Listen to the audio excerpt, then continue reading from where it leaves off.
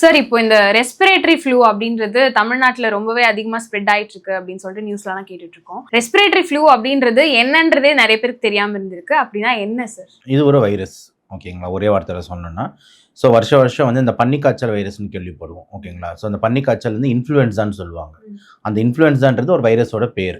Okay, so அந்த flu அப்படின்றது ஒரு ஷார்ட் டேர்மாக சொல்லலாம், ஃப்ளூ வைரஸ் அப்படின்னு சொல்லிட்டு. ஆனால் ஆக்சுவலாக அது இன்ஃப்ளூயன்ஸா வருஷம் எப்பயுமே இந்த வின்டர் சீசன்ஸில் இந்த ரெயின்ஃபால்க்கு அப்புறம் இந்த செப்டம்பர், அக்டோபர், நவம்பர், இந்த ஜான்வரி, பிப்ரவரி வரைக்குமே கூட சீசன் போகும். ஸோ இந்த 5-6 months வந்து இந்த வைரஸோட டிரான்ஸ்மிஷன் கொஞ்சம் அதிகமாக இருக்கும்.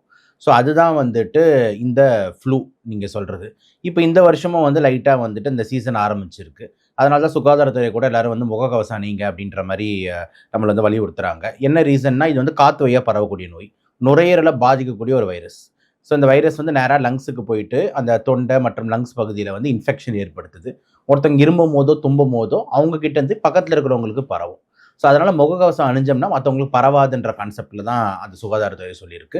ஸோ பேசிக்கலாக சிம்பிளாக சொல்லணும்னா, இது ஒரு ரெஸ்பிரேட்டரி வைரஸ், அதாவது நுரையீரலை தாக்கக்கூடிய ஒரு வைரஸ். இந்த சீசனில் ஜென்ரலாக வரக்கூடிய ஒரு வைரஸ்.